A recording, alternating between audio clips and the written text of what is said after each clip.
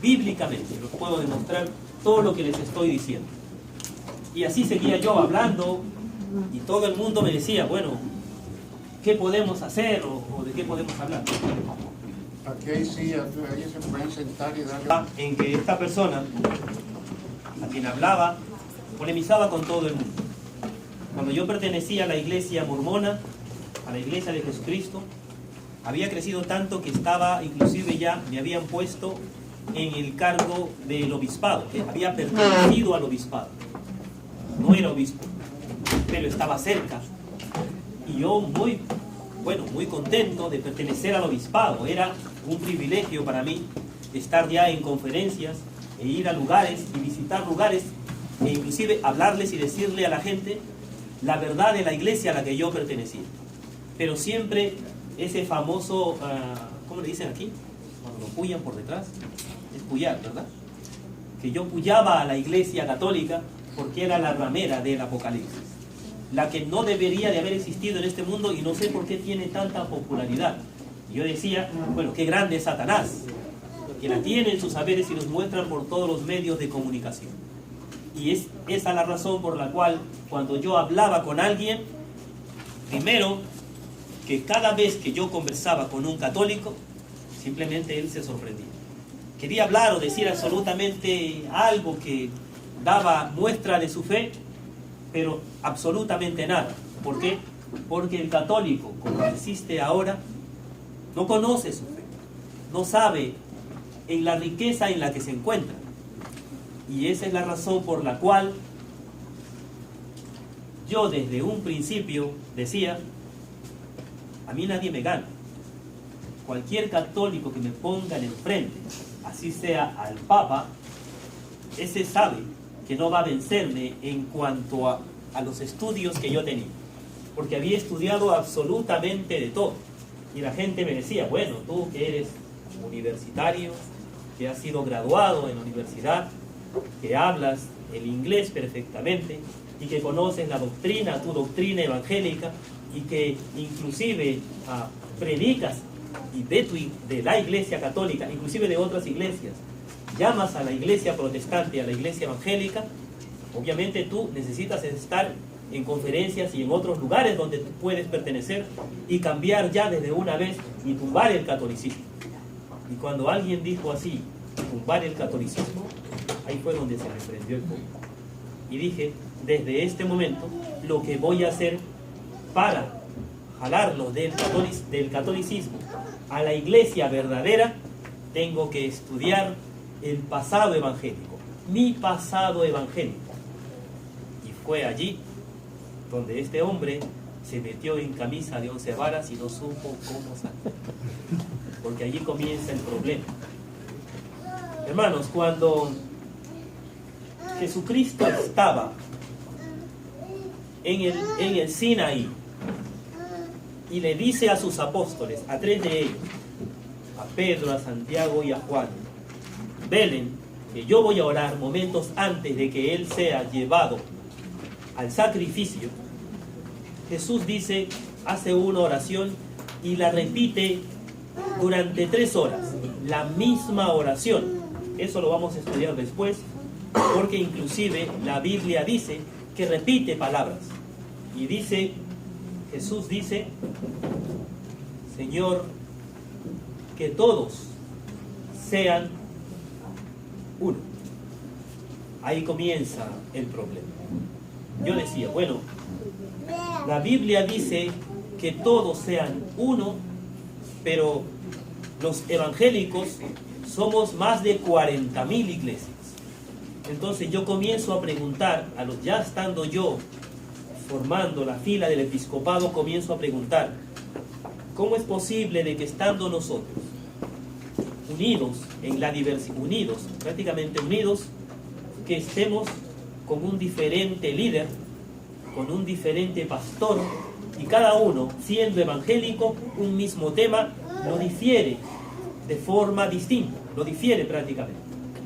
¿Cómo es posible de que nosotros, perteneciendo a la iglesia verdadera y que somos evangélicos, inclusive en la iglesia donde yo pertenecía, no un pastor, porque no hay pastores en la iglesia donde yo pertenecía, del mismo tema, cada persona que hablaba una doctrina distinta o una doctrina diferente. Y alguien me dijo, lo que sucede es que nosotros estamos en la iglesia y estamos bajo la inspiración del Espíritu. Y es por esa razón de que todo lo que decimos o todo lo que sale de nuestro corazón llega a los corazones de los demás, aunque sea de forma distinta o de palabras diferentes. Yo al principio no lo entendí, decía, pues esto no puede ser. Y me acuerdo que una vez un señor presbiteriano llamado Marcus Brodright, que trabaja hoy en EWTN, en el canal de la Madre Angélica, él era también evangélico presbiteriano. Y él le hace la misma pregunta, él siendo pastor, en una reunión de pastores, le hace la misma pregunta también al pastor y le dice lo mismo. Y la persona le dice, nosotros lo que hay que entender es que somos pastores, que somos evangélicos. No importa si es que le damos a nosotros una enseñanza diferente, aunque sea del mismo tema. Lo importante es que estamos en la iglesia verdadera. La crisis comienza de esta forma.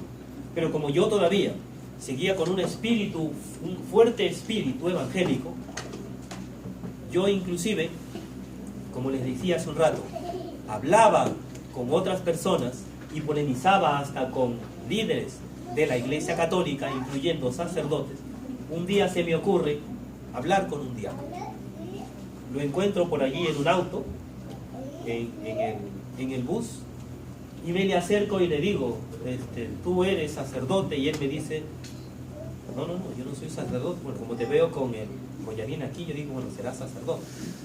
Y me dijo, no, bueno, yo soy diácono, más bien estoy preparándome para el sacerdocio, a ver si soy sacerdote, de repente me caso, no lo sé. Pero por el momento estoy en el diaconado. Y cuando comienzo a hablarle sobre los temas de doctrina, él me dice, parece que tú lo que quieres es conversar serio conmigo, y tú noto que tú no eres católico. Y efectivamente, le dije, yo no soy católico. Entonces me dice, tú sabes que aquí en el auto no es fácil tener una conversación, pues lo que vamos a hacer es, ¿por qué no vienes a la iglesia? Y en la iglesia conversamos. Bueno, ¿qué más? Ahí, los miles de hermanos que están en la iglesia, pues de repente los convierto a todos y vienen conmigo al evangelismo. Bueno, yo llego, en esa oportunidad él me cita y yo llego a la iglesia, pero él no estaba. Y me dicen, yo empiezo a hablar, bueno, yo necesito hablar con el diácono porque les digo, yo les quiero contar la verdad y que ustedes están en una iglesia satánica. Empiezo a decirles un montón de cosas y alguien me dice, bueno, cálmate, tómate un poco de agua, parece que estás un poco ofuscado. Y me dice, voy a ver si está el diácono. El diácono no está y me dice, bueno, no está el diácono, pero quien esté es el párroco. Si quieres conversar con él tiene tiempo, puede darte tiempo, porque le hemos hablado de que es una persona muy inspirada, algo así. Y yo estando en la iglesia, me quedo un rato y me dicen, bueno, ya va a venir el diácono. Y yo digo, ok, está bien, échenme al cura, no hay ningún problema. Y veo a unas personas allí, y lo que me llama la atención es que la mayoría son mujeres. Yo no sé por qué eran solo mujeres. Estaban rezando el rosario. Yo digo, bueno, aquí las mujeres eran muy santas, los diablos eran los varones. Y parece que ya les conté esto, pero yo escucho unas voces que comienzan a decir, ¿qué es lo que están hablando estas mujeres? Y alguien se voltea y me dice, y después me dice, ¿quieres venir a rezar con nosotros? Yo digo, bueno, ¿rezar qué? Yo no sé qué es lo que están haciendo.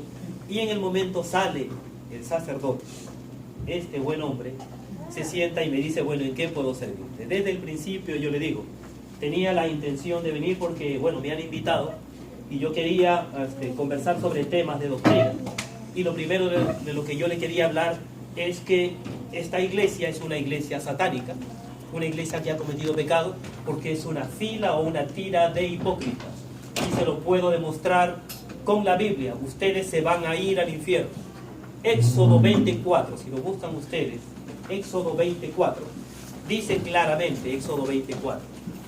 Y eso es para muestra un botón. Y es lo que marca el hecho de nosotros querer considerar o manifestar que Éxodo 24 nos muestra que el católico es un idólatra, que el católico comete el peor de los errores, porque dice Éxodo 24, no te harás imagen alguna de lo que hay arriba en la tierra, perdón, de lo que hay arriba en el cielo, abajo en la tierra, o en las aguas debajo de la tierra. No le rendirás pleitesía, no te arrodillarás o te postrarás frente a ella, porque Dios es un Dios celoso, es un Dios celoso, y vas a pagar hasta más de 1000 generaciones el error que se está cometiendo. Entonces yo comienzo a preguntarle y le digo, ustedes tienen imágenes, y el sacerdote me dice, sí, ok. ¿Se postran ante las imágenes? Sí. ¿Les hablan a las imágenes? ¿Le oran a las imágenes? Y él me dice, sí, ok. La Biblia dice que eso es idolatría, que ustedes no pueden hacer eso. Por eso ustedes se van a ir al infierno, porque están cometiendo el pecado de idolatría. El catolicismo en sí es un catolicismo que viene de Satanás por todo lo que están haciendo. Si Éxodo 24 y todas las escrituras muestran que el tener imágenes es un error, que el rendirle pleitesía ante una imagen es cometer idolatría, ¿por qué ustedes los hacen? Se van a ir al infierno, van a caerse al pozo, les decía. Se van a ser condenados por 1000 generaciones. La Iglesia Católica caerá en cualquier momento. Y los responsables serán ustedes, los líderes, porque esta iglesia está lleno de imágenes. Imágenes de María, imágenes de los santos, imágenes de Jesús, hasta que hablaba tanto que el sacerdote me dice, cálmate. Ahora, ¿me dejas hablar a mí? Hermano, tómese un break. Les contaré lo que pasó. Tómese un break.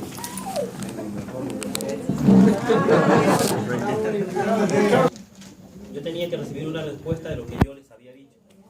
Y esta era la manera o la forma en la cual yo atacaba a los hermanos católicos que no estaban firmes en su fe, y que, para serles sinceros, no están firmes en su fe todavía, porque existe aún gente que no sabe defender, lamentablemente decirlo, no sabe defender su fe porque no la conoce desde adentro.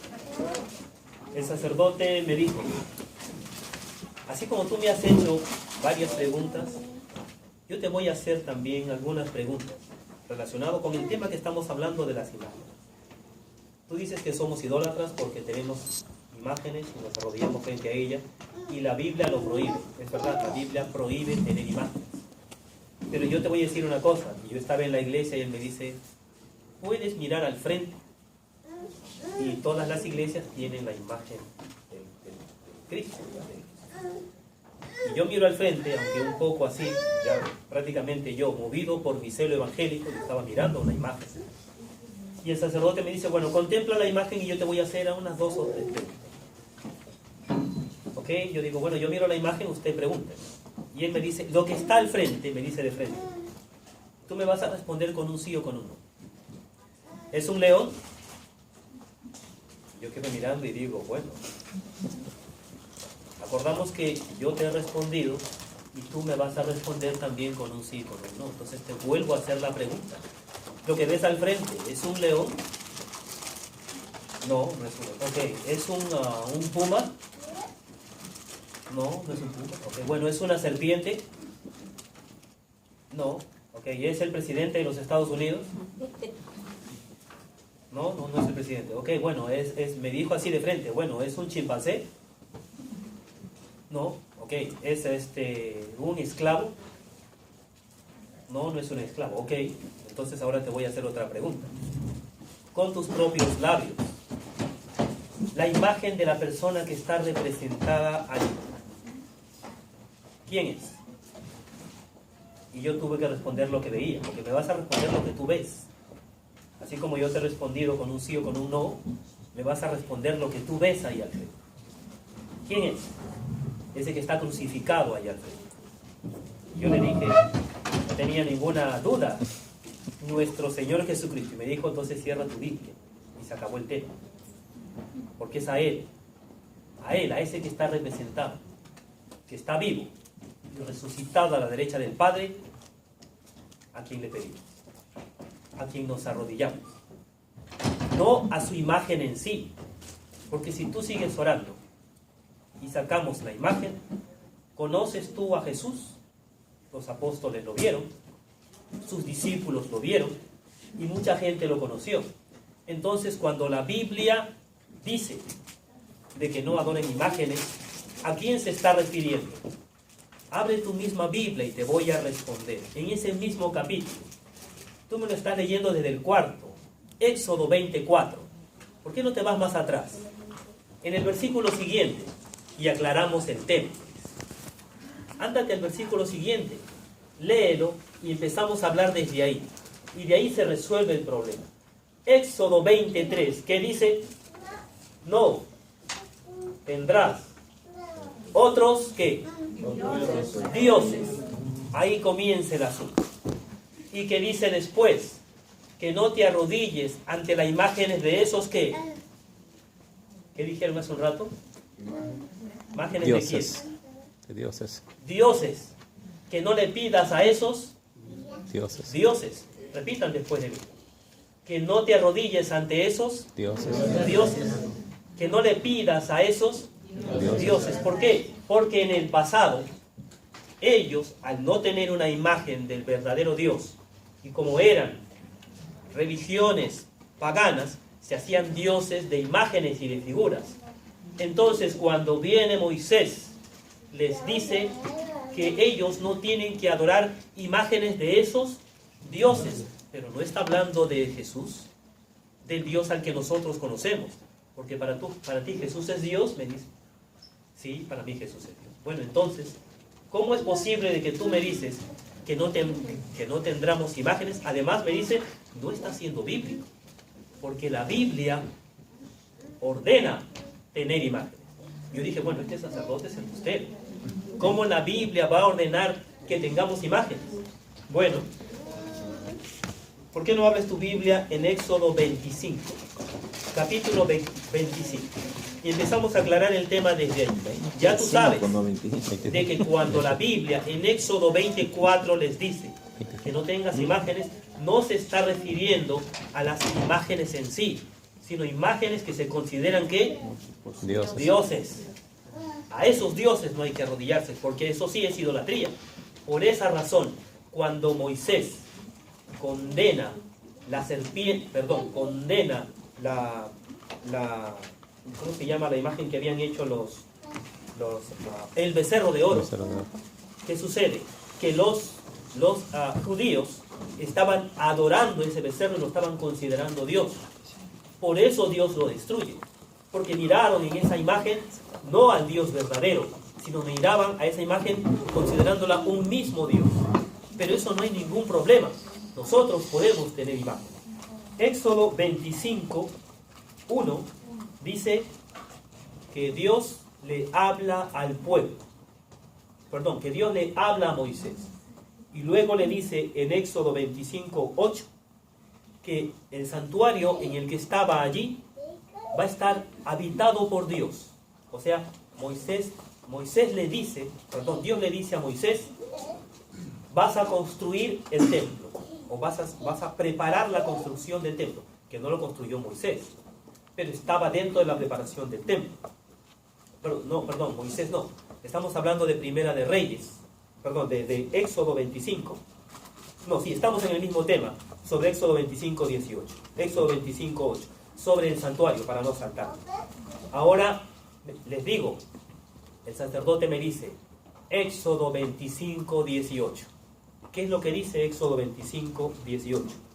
Asimismo, que harás 2 querubines de oro macizo, labrados a martillo, y lo pondrás sobre el arca del pacto.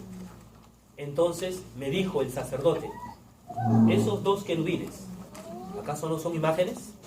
Yo me quedo pensando y le digo, bueno, sí, Dios lo mandó poner en el santo de los santos, en el lugar más importante del templo, en el arca del pacto, Éxodo 25, 18. Y luego me dijo, abre tu Biblia de nuevo, y vamos a hablar en el libro de Números capítulo 21, del 8 al 9. ¿Qué era lo que sucedía en esa época? Ellos estaban andando por el desierto, Moisés andaba por el desierto, y los que andaban con Moisés, al andar por el desierto, estaban... ¿Cuál es la cita que es el de Números 21, Números capítulo 21. 21 del 8 al 9, se pueden dirigir del 8 al 9.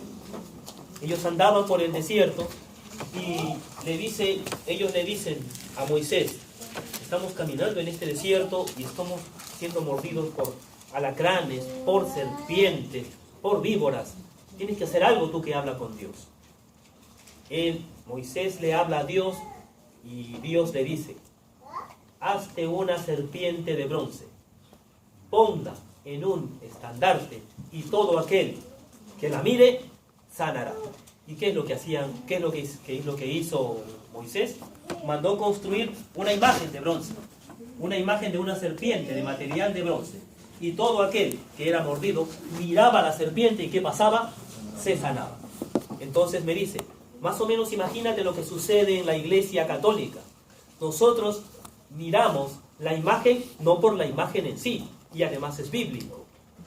Dios le mandó a Moisés que los discípulos de Moisés, que los seguidores de Moisés construyan una serpiente de bronce, que la pongan en un asta, en un estandarte, y todo aquel que la mire quedará sanado. Hermano, yo no sabía en ese momento qué responder. Porque si ya con estas dos escrituras la cosa se estaba poniendo complicada para mí, lo primero que tenía que hacer en ese entonces, como todo evangélico, es cambiar de tema. Porque en este tema estaba siendo yo prácticamente apabullado, estaba siendo aplastado. Exacto. Las imágenes están en la Biblia y Dios mandó a hacer imágenes. Y para remate yo le digo, bueno, entonces lo que yo sí considero que es idolatría es arrodillarse frente a ella, porque eso lo prohíbe Dios. Entonces me dice, ¿estás seguro de lo que me estás diciendo? Sí. No se puede uno arrodillar frente a una imagen y pedirle a la imagen, porque eso es idolatría. Entonces me dice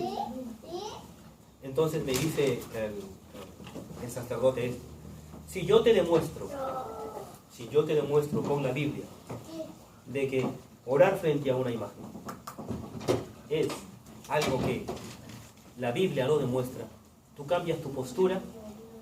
Y yo le digo, si usted me lo demuestra, yo cambio mi postura en cuanto a las imágenes. ¿Ok? Mira que tú me lo estás diciendo con tu propia boca. Abre tu Biblia en Josué. Josué, el libro de Josué. Y solamente le voy a dar esta porque quiero avanzar un poquito más para no perder el tiempo. Josué. Josué 7, Josué capítulo 7, en el versículo 6. Hermano, yo conocía la Biblia al revés y al derecho, y yo leía las Escrituras, pero yo no sé si se me había pasado ese versículo, ese capítulo. La tenía presente, la conocía desde el Génesis hasta el Apocalipsis. Pero ¿qué estaba pasando conmigo en ese momento cuando yo leo Josué 7:6? Dice textualmente la Escritura, Josué 7:6. Josué y todos los ancianos de Israel se llenaron de cenizas la cabeza y se postraron frente al arca. Y en el arca estaban las dos imágenes de querubines. Y en ese lugar, Josué, con las personalidades más importantes del templo, o sea que no eran cualquiera, las personalidades más importantes del templo, se postran y Josué hace una tremenda oración. Hermano, yo me quedé sentado porque estaba parado. Porque el sacerdote estaba sentado y yo le hablaba de pie. Y cuando la Escritura dice, Josué y todos los ancianos de Israel se postraron frente al arca y Josué hizo una oración, ya no sabía qué decir. En ese momento yo me quedo de brazos cruzados pensando, y el sacerdote, sabiendo mi postura, que yo estaba quedando detrás, se lanza contra mí y me dice, en Segunda de Reyes 4:27, el profeta se acerca, y la tsunamita, había una tsunamita que estaba a problemas con su hijo, se acerca y se postra frente al profeta y le dice, mira, aquí hay otra prueba de que nos podemos arrodillar ya no solo frente a imágenes, sino frente a un profeta, frente a un hombre, el hombre de Dios, claro. Entonces, las imágenes no están prohibidas. Ahora yo te voy a decir una cosa, para terminar. Yo le hablo al hermano, entonces explíqueme aquello de la procesión, porque eso de la procesión tiene que ser idolatría. No se puede estar paseando como hacen los mexicanos, de pasear a la Virgen de Guadalupe, o como hacen otros países también con su tradición. Entonces me dice, ok, vamos a ver si eso es bíblico o no es bíblico. No, no es bíblico, no puede ser bíblico de ninguna manera. Pero cálmate, me decía, tranquilízate, vamos a ver si es bíblico o no. Entonces me dice él, segunda de Samuel en el capítulo 6. Cuando yo leo segunda de Samuel en el capítulo 6, vemos al rey David. No le puedo leer la escritura porque si no me voy a perder el tiempo. Pero el rey David estaba preparando el arca con todas las personas allí para trasladarla de un lugar a otro. Pero yo le digo, bueno, ellos estaban mudando de casa. Y me dice, bueno, si tú continúas leyendo del 6 hacia adelante, hermano, cuando yo continúo leyendo veo que ellos, los israelitas, tenían mandolinas, tenían una serie de instrumentos, estaban cantando y el rey estaba delante danzando. Esa era una procesión. Entonces me dice, estaba el rey, el pueblo, el arca, las imágenes, una carreta y la llevaban de un lugar a otro. Eso es una procesión. Eso es bíblico. Segunda de Samuel 6 del 1 al 3. Lo puedes leer sin ningún problema todo el capítulo. Y hasta allí yo no sabía qué decir. Había quedado pasmado y lo que hice fue cambiar de tema. Bueno, entonces si tú me has vencido en esta, porque sé que la Biblia habla de las imágenes, entonces él me dice, solamente para terminar una cosita pequeña, hablemos del Nuevo Testamento, hablemos de Jesús. Jesús. ¿Tú sabías que Jesús? Bueno, no de Jesús, te voy a decir, porque no me mencionó primero Jesús. Hubo una persona, ¿tú sabes quién fue la persona que pone sobre lo más alto a una imagen y luego se compara con ella? ¿Quién? Bueno, alguien que se haya comparado con una imagen y que es bíblico. Yo le digo, bueno, ¿quién? El mismo Jesucristo. ¿Y en dónde está esa escritura? Le digo yo. Y él me dice, bueno, Juan 3 del 14 al 16. El Evangelio de Juan 3 del 14 al 16. Y Jesucristo dice, si tú te acuerdas, yo les he dado la escritura hace un rato, Números 2 del 1 al 8, números que hablamos de la serpiente.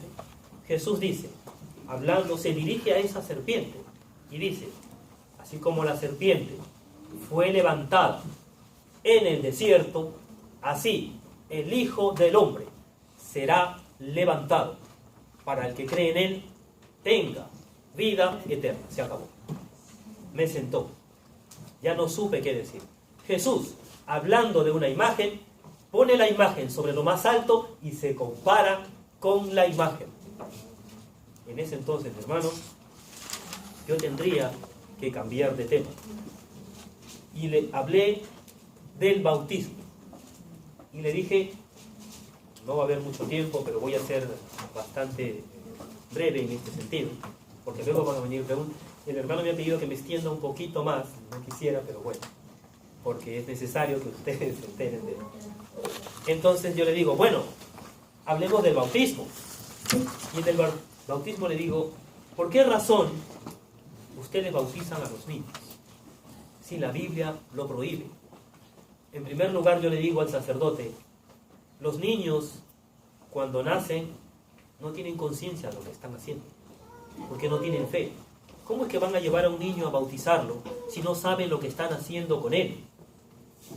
¿El niño tiene conciencia? No, me dice el sacerdote. Bueno, tampoco tiene fe, no puede tener fe, porque para tener fe necesita tener conciencia. ¿Cómo es que van a bautizar a los niños de pequeños? Si Jesús se bautizó, ¿a qué edad se bautizó Jesús? 30. No. 30 años. Jesús se bautiza de adulto. ¿Acaso Jesús se bautizó de pequeño? Y Juan el Bautista bautizaba a la gente de adultos. Entonces, ¿cómo me dicen ustedes? ¿O cómo dice la iglesia que tienen que bautizar a los niños? Eso no es bíblico. En ninguna de las partes está de que los niños tengan pecado, decía yo, eso decía, en ninguna de las partes de la Biblia dice de que los niños tienen pecado. Así de que los niños adquieren el pecado ya de adultos. Y es allí, ya teniendo conciencia, sabiendo lo que están recibiendo, es que hay que bautizar. Y el hermano me dice, bueno, ok, vamos a hablar de este tema. Empezamos primero por lo que acaba de decir al último, de que los niños no tienen pecado. Y yo le pregunto ahorita a ustedes, ¿en la Biblia dice que los niños no tienen pecado? No lo dice. No lo dice. ¿Quién más dice que no lo dice? Aunque sea, levante la mano. ¿Quiénes dicen que no tiene pecado? Levante la mano. Ok, ¿quiénes dicen que tiene pecado? Que la Biblia lo menciona, que tiene pecado. Son varios. Y dice que la Biblia dice que los niños no tienen pecado. Imagino que el resto que no ha levantado la mano está de acuerdo conmigo. Que los niños no tienen pecado. Bueno, vamos a ver lo que dice la Escritura y ver quién tiene la razón. Porque el sacerdote me decía, tú dices que los niños no tienen pecado y que la Biblia lo dice. Bueno, para eso hay que estudiarlo. Salmo 51:7. Cuando yo voy a Salmo 51:7 y leo lo que dice en el Salmo 51:7, se me cayó el velo. Y es allí donde comienza ya mi crisis de fe. Tú ves que malo soy de nacimiento, pecador desde el seno de mi madre. ¿Los niños tienen pecado? Sí. ¿La Biblia lo dice? Sí. Salmo 51:7. Tú ves que malo soy desde dónde? De nacimiento. ¿Pecador desde cuándo? La madre lo tiene en su seno, dice la Biblia, y desde que lo tiene en su seno ese niño ya es pecador. Entonces, por eso hay que bautizarlo, es la primera. Ahora hablamos, yo te pregunto, hablemos de Juan, primero hablemos de Juan, de Jesús y de Juan el Bautista. Dirígete en el tiempo. Ellos eran judíos. ¿Qué había que hacer para que el hombre pertenezca al judaísmo? ¿Qué es lo que había que hacer con ellos? ¿Cuál era la característica principal en un judío? Hombre, porque había un machismo grande. Entonces, ¿cuál era la característica principal de un judío hombre? ¿Qué tenía que hacerse con el judío para que sea judío? La circuncisión. Circuncidarlo. ¿A qué edad lo circuncidaron? A los 8 días. A los 8 días de nacido. Ellos le cortaban el prepucio a los 8 días de nacido. Y el sacerdote me pregunta, ¿alguien se quejó en esa época por qué le hacían eso a los niños si no tenía conciencia? 8 días de nacido lo estaban circuncidando. Pero había que circuncidarlo ¿para qué? Para que sea judío. Porque era la ley. Lo hicieron con Jesús, lo hicieron con Juan el Bautista y con todos aquellos que pertenecían o que tenían que pertenecer al judaísmo. A los 8 días de nacido. Si ellos circuncidaban a los niños a los 8 días de nacido, nosotros no los circuncidamos, nosotros los bautizamos, pero no solo niños, sino también niñas. Imagínate cuál es la universalidad de la iglesia que pone sobre el marco a toda la humanidad, niños y niñas.